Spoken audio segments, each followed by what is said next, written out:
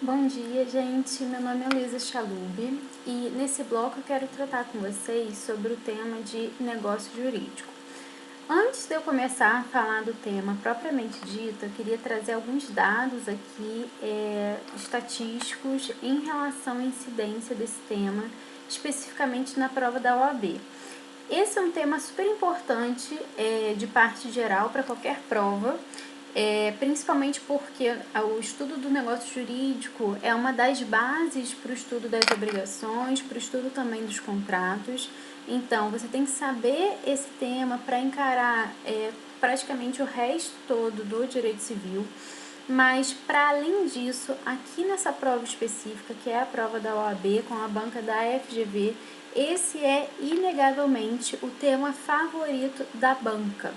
A gente viu no bloco aqui de introdução que a parte geral é a parte de maior incidência, de maior cobrança na prova da OAB. Trouxe para vocês que de mais ou menos 414 questões, 90 foram questões referentes à parte geral. E, gente, dessas 90 questões, 39 questões, ou seja, quase metade, foi em relação a negócio jurídico, mais especificamente defeitos do negócio jurídico. Então é um tema super importante. Esse bloco aqui ele deve ser um pouco mais longo, talvez até não consiga concluir o conteúdo todo nesse bloco, vamos ver, mas eu quero falar de forma bem cuidadosa sobre esse tema para que vocês saibam bem, cheguem na prova preparados, tudo bem? Então, iniciando aqui o estudo desse tema, negócio jurídico, gente. A gente tem um capítulo no código que ele prevê negócio jurídico, atos jurídicos lícitos e ilícitos. Isso está lá do artigo 104 ao artigo 188. Bom, iniciando aqui o estudo desse tema, a gente tem que entender aonde estão localizados os negócios jurídicos. A gente vai seguir esse fluxograma aqui e vai chegar até ele. Bom, começando pelo fato. A gente tem um fato que consiste em qualquer ocorrência.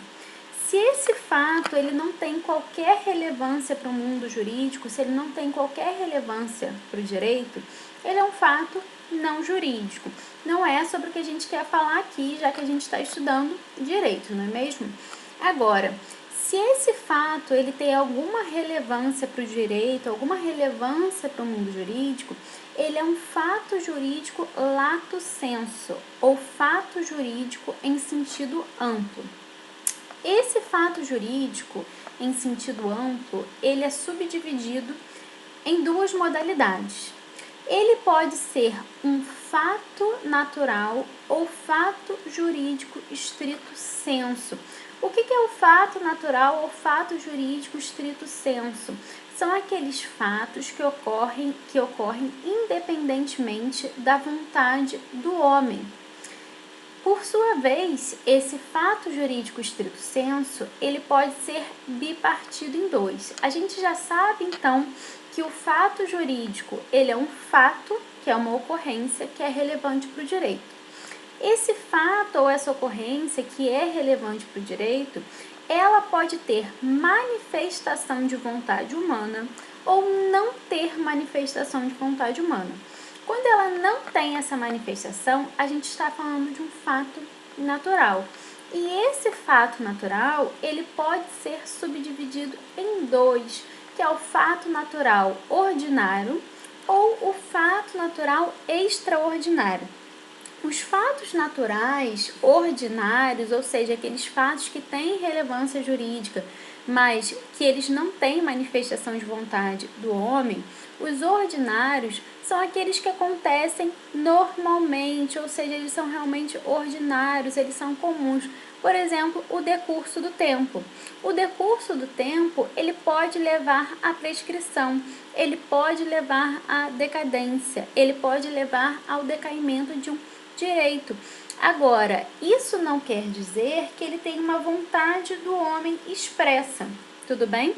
Agora, e os fatos naturais extraordinários?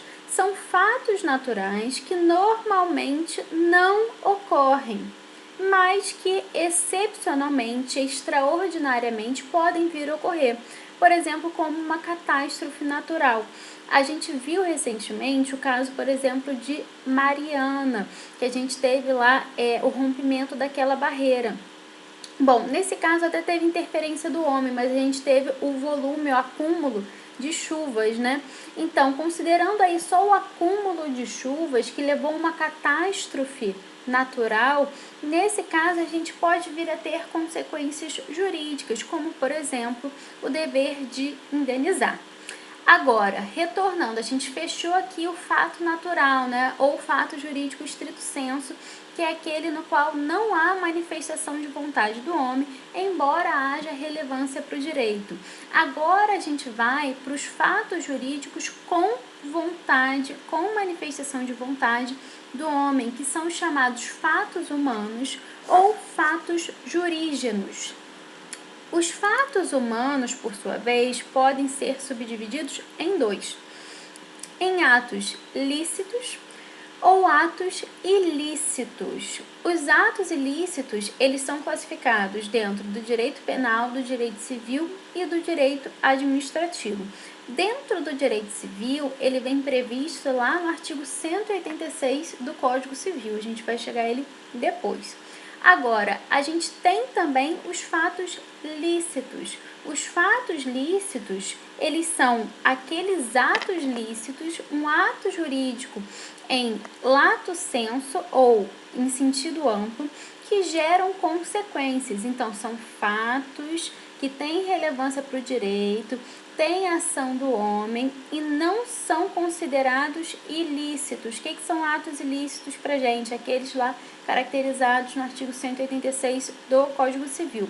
Então, os atos lícitos, por sua vez, eles podem ser conhecidos, eles podem se manifestar de duas formas: como negócio jurídico ou como ato jurídico estrito sensu. Qual é a diferença de cada um deles? Nos negócios jurídicos, a gente tem uma composição de interesses, uma harmonia de vontades, ou seja, para negócios jurídicos, necessitamos de dois sujeitos. Já os atos jurídicos, a gente não necessita de dois sujeitos. A gente tem atos jurídicos se a gente tiver apenas uma manifestação de vontade. Tudo bem, gente? Tranquilo até aqui? Ótimo. Então, como eu falei para vocês, o principal tema de cobrança na prova de vocês diz respeito a negócio jurídico. Relembrando aqui esse fluxograma, o que é então o negócio jurídico? É um fato, mas é um fato qualquer? Não, é um fato com relevância para o direito. Esse fato com relevância para o direito tem aí uma manifestação de vontade do homem. Essa manifestação de vontade do homem é lícita, não corresponde a um ato ilícito previsto lá no artigo 186 do Código Civil. Então, é uma manifestação de vontade do homem que tem um interesse para o direito e tem harmonia de vontades, composição de interesses. Tudo bem? Esse é o negócio jurídico. Para que a gente compreenda melhor os negócios jurídicos, a gente inegavelmente tem que se valer ali da escada pontiana. Não sei se vocês se recordam da escada pontiana. A escada pontiana, ela foi pensada por Pontes de Miranda, por isso a gente chama ela de escada pontiana. E é uma escada porque você tem 3 degraus. Você não consegue chegar ao segundo sem passar pelo primeiro. Você não consegue chegar ao terceiro sem passar pelo primeiro e pelo segundo. Então, para que eu analise, por exemplo, a eficácia de um negócio jurídico, antes eu tenho que ter analisado a sua existência e a sua validade. E é isso que a gente vai fazer aqui, tudo bem? Então, vamos lá primeiro para que a gente entenda melhor aqui o plano, a escada pontiana. A gente começa pelo plano de existência. No plano de existência, segundo Pontes de Miranda, que é também a teoria seguida pelo nosso Código Civil dos artigos 104 a 114, a gente precisa que o negócio jurídico ele tenha agente, vontade, objeto e forma. Esses são os seus pressupostos de existência.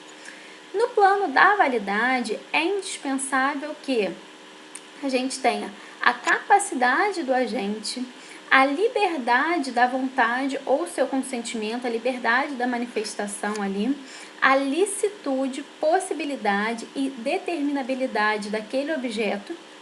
O objeto ele não pode ser indeterminado, ele pode ser sim indeterminável, mas ele precisa ser determinado em um certo momento. E a gente precisa ali da adequação das formas. Esses são os requisitos de validade.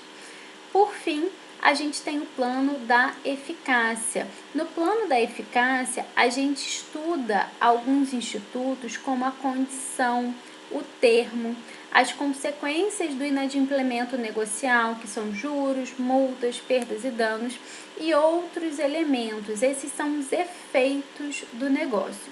Para que fique mais didático, eu vou encerrar esse bloco aqui, que a gente trabalhou apenas com a introdução do negócio jurídico, e a partir do próximo bloco a gente vai passar a estudar os dispositivos legais, dispositivos do código referentes ao negócio jurídico em si. Muito obrigada!